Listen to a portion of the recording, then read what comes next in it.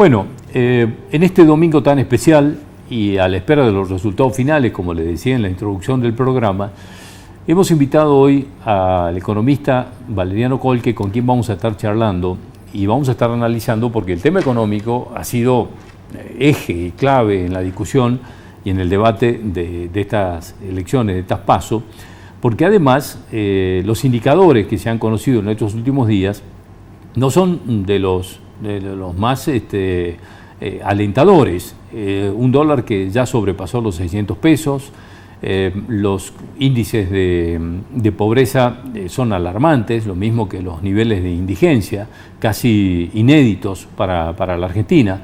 Y sumado a esto todo, digamos, el problema financiero, el Fondo Monetario, etcétera, etcétera. Pero vamos a dejar que nos pueda él ilustrar un poco más de todo este panorama tan difícil que tenemos por delante.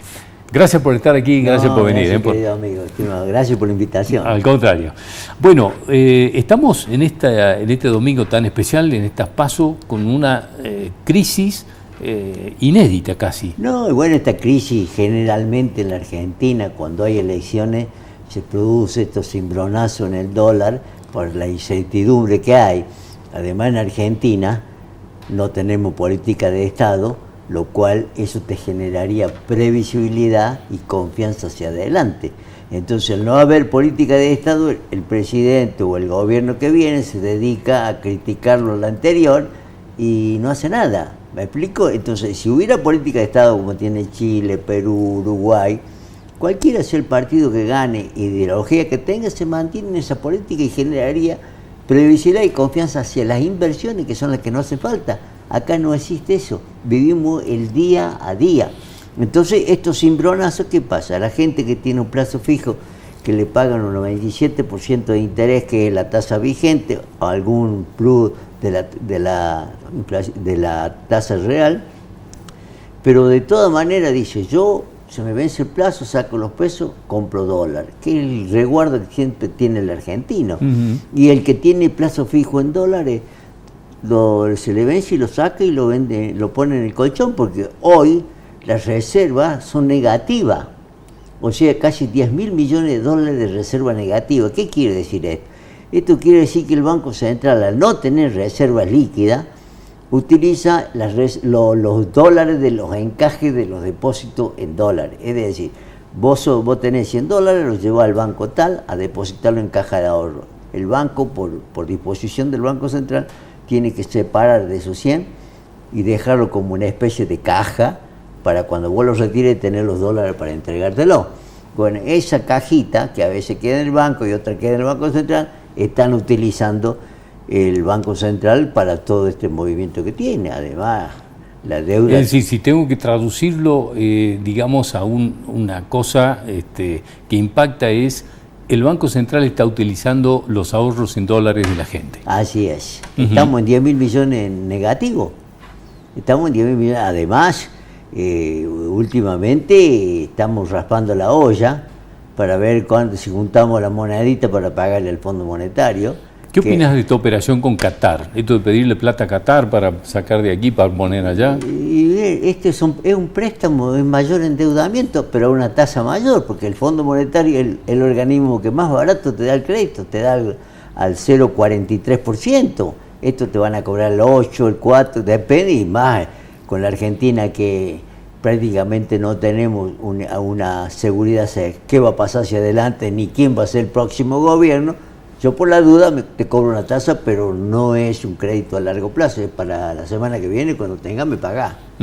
Ahora, hablando de tasas de intereses, un tema que causa como mucha incertidumbre, para utilizar la palabra que usaste hace un rato, es esto de que no se pueda conocer los términos de los arreglos con China, por ejemplo, por los yuanes.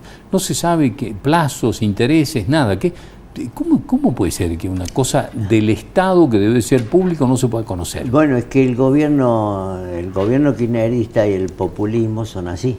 Ellos obran como si fuese el Estado fuese de ellos y hacen lo que quieren y no tengo por qué rendirte cuenta a vos. Cuando todo lo contrario, cuando vos te endeudás, eso tendría que pasar por el Congreso y decir, voy a tomar un crédito a Qatar por tanto día, lo que sea, para a esta tasa y a este plazo. No hay de eso. Además los chinos no dan puntadas sin hilo. Si te dan los yuanes, y ahora parece que quieren una ampliación de los yuanes, te van a cobrar una tasa más que el Fondo Monetario y por supuesto te van a decir, bueno, pero también dame algo. ¿Me explico? Sí, claro. Y bueno, claro. Estos los chinos son así. Bueno, pero además hay otro problema. Porque los chinos, digamos, en cualquier negociación tienen una estrategia geopolítica de ampliación para absolutamente todo, ¿no? Claro, entonces evidentemente, y además tenemos un problema.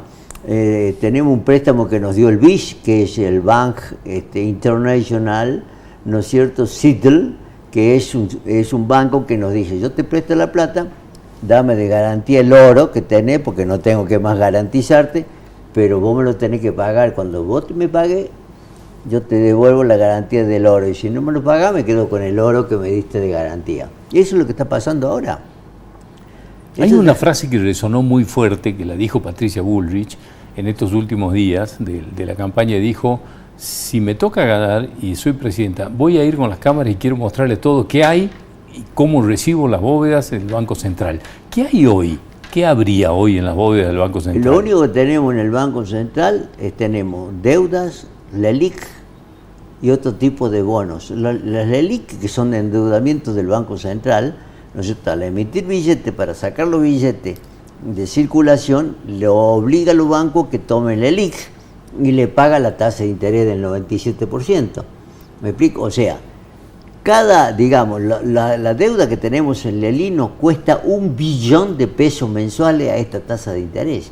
O sea, la deuda que va a recibir el próximo gobierno en pesos, porque esa deuda en pesos, es fenomenal. Está en los 14, 15 billones de pesos.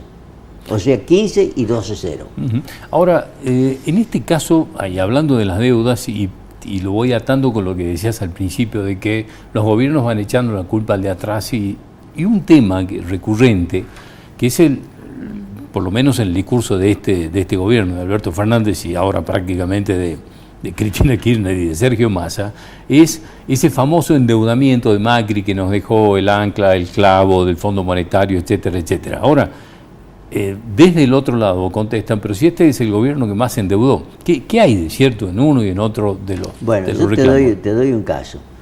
Cuando Néstor Kirchner era presidente y que le pagó al fondo para decir no los quiero el fondo, como ahora dice Massa, le quiero pagar y que se vayan, como quien dice, ¿no?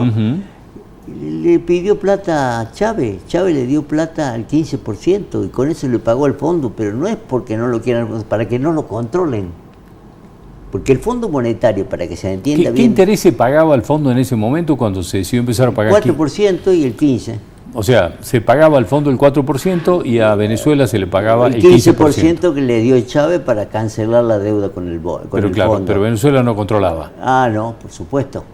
¿Me entiendes? Eso por un lado. Ahora, acá se habla de que el endeudamiento de Macri, cuando Cristina se fue del gobierno, o sea, hasta el 2015, dejó alrededor de 250.000 millones de dólares de deuda y hablaban de desendeudamiento. 250.000 millones de dólares. Y no lo dice Valeriano Colque, el propio gobernador de la provincia de Buenos Aires, Kicillof, lo dijo en un programa de televisión porque la insistencia de la periodista que le decía, pero ¿cuánto? Y un 3, 4%, no, quiero que me diga el monto. Y terminó confesando la cifra que te acabo de señalar. Te digo, la deuda que tiene en este momento el gobierno actual llega a 60.844 millones de dólares, más que la deuda que tomó Macri con el Fondo Monetario.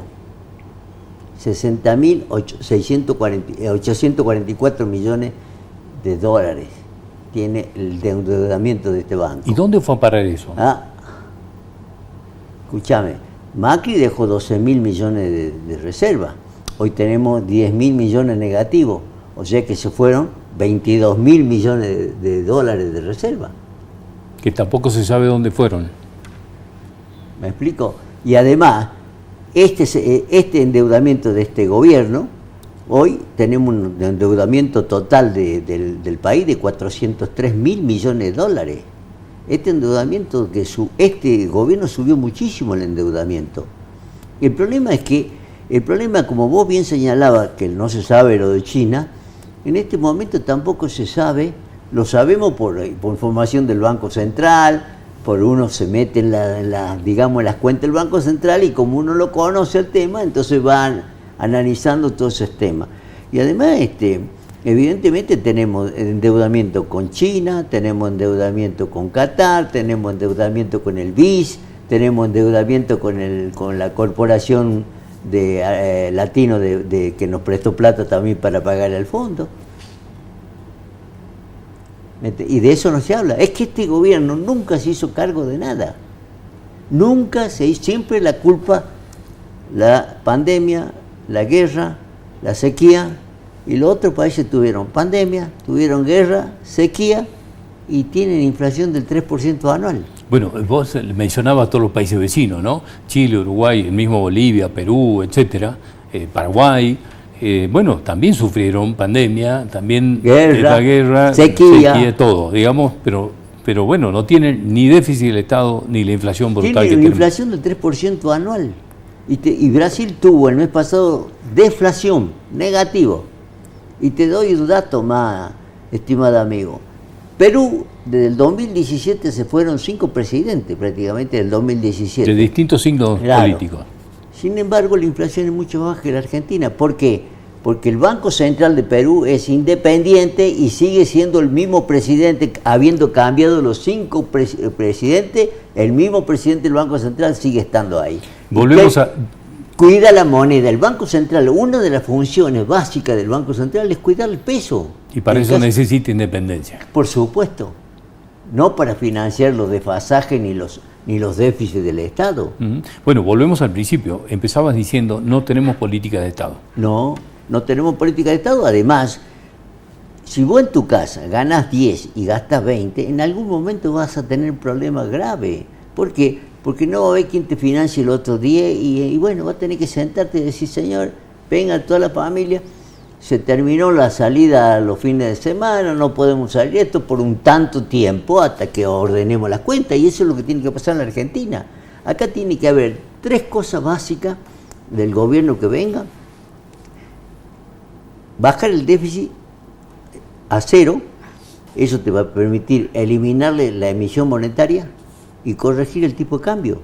El tipo de cambio lo están manejando ahora con tanto cepo, están manejando cuando en realidad, y esa es una de las razones que el Fondo Monetario le pide al gobierno que devalúe, y no quiere devaluar por el costo político y malas elecciones, pero tiene que actualizar el tipo de cambio, no puede haber tantos dólares. Bueno, hablando de dólares, y te pido que me corrijas si no es así, tengo entendido que desde que asumió Massa, que lleva un año, digamos, de ministro, el dólar subió creo que 200 pesos en un año desde que él asumió. Sí, estaba en 2.98 y ahora está 600. Casi 600, bueno, muchísimo más entonces. Y en este caso, digamos, en el último mes, creo que 160 pesos solo en el último mes. Claro. Así que esto parece una carrera que no termina aquí. Pero es que además, ¿no es cierto?, cuando vos pones cepo a las importaciones a 180 días más le cargas un impuesto, el impuesto país, entonces el empresario que produce no puede pararse, que ya aunque pararon mucho, por eso hay una recesión en este momento, aunque pararon mucho, dice, yo tengo que seguir trabajando. ¿Y a dónde recurrir? Al dólar que tiene a mano. ¿Cuál es el dólar que tiene a mano? O el contado con liqui, que también tiene su plazo, o el blue, como quien dice. ¿Y cuánto es? Mucho más caro que el dólar oficial. Entonces, ¿qué es lo que ocurre? Yo compro ese dólar para comprar las importaciones porque no tengo otro dólar, entonces tengo un costo mayor. Al tener un costo mayor, tengo que subir el precio para mantener el margen de rentabilidad. ¿Me explico? Es imposible que no se traslade a los precios. Pero imposible, eso es imposible porque vos tenés un costo mayor, inclusive la presión tributaria también. Si a vos te suben un impuesto, es un costo que tenés vos. Entonces, al aumentarte tu costo, tenés que aumentar el precio para mantener el margen de rentabilidad. ¿Me entiendes? Si no, no podés durar así. ¿Me explico? Entonces, ese es el problema. Y el otro problema, gran problema que tiene Argentina, es la inflación. Pero la inflación no solamente se corrige bajando el déficit fiscal, la emisión monetaria, corrigiendo el tipo de cambio que te señalaba, sino también hay que hacer las reformas estructurales de la macroeconomía, corregir el tema tributario, corregir el tema financiero, corregir el tema laboral, corregir el tema fiscal, que sea el equilibrio fiscal. Todo eso se necesita hacer. Y además, fíjate, si vos corregís, por ejemplo, te doy un caso, si vos corregís las reformas laborales sin quitarle derecho a los trabajadores, sino flexibilizando, diciéndole a los empresarios, yo le voy a hacer flexibilidad para que me tomen en blanco, estás bajando el déficit que te genera la caja de jubilaciones, pero no por los jubilados, sino porque vos para mantener un jubilado necesitas 4 activos, y en este momento hay un activo para mantener, entonces la diferencia la tiene que pagar el Estado mediante un déficit. Sí, la ecuación no da. No da. Entonces vos, si me ayudás a que blanquee los trabajadores, ¿no es cierto? Yo voy a tener 4, entonces me quito un déficit a la caja de jubilaciones. Es decir, al Estado. Claro, ¿me explico? Entonces ese es el tema, y eso son reformas macroeconómicas que hay que hacerlas sí o sí, no queda otra. Acá hace 70 años que se gasta más de lo que se ingresa, por eso existen 154 impuestos en todo el país. Si analizamos, tenés 20 nacionales, tenés 70 provinciales y el resto son municipales.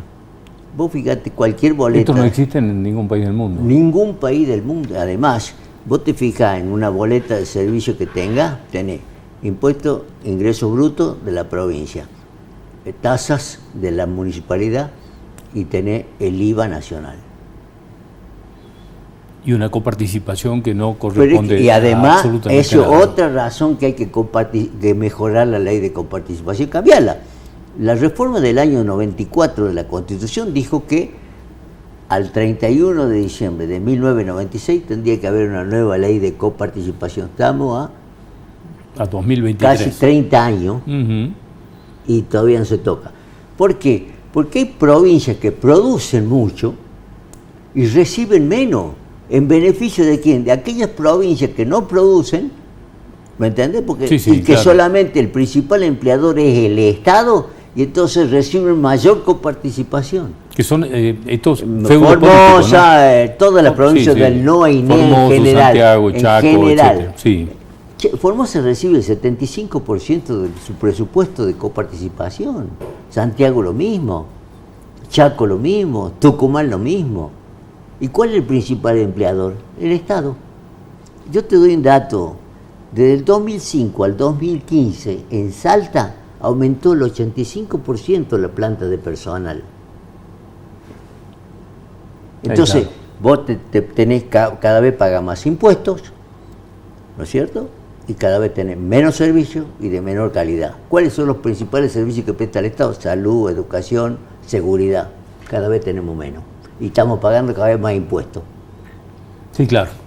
Bueno, Valeriano, como siempre te agradezco muchísimo haber venido a ilustrarnos y acompañarnos con toda esta información. No, me te parece agradezco que es muchísimo. muy necesario que la gente tenga toda esta información para que Cuando siga analizando por delante. Y estoy a sus órdenes, estimado amigo. Muchísimas gracias, como siempre. No, por favor. En el próximo bloque vamos a estar hablando de la democracia. Se van a cumplir 40 años de aquella elección del mes de octubre del año 1983. Y vamos a estar analizando qué pasó con estos 40 años de democracia. Qué cosas se han cumplido, qué cosas faltan, qué cosas se adeuda y qué pasó con aquella proclama de Raúl Alfonsín de con la democracia se come, se cura y se educa. ¿Está educando, está curando, está comiendo la gente con la democracia? La pregunta que tenemos para el próximo bloque. Ya volvemos.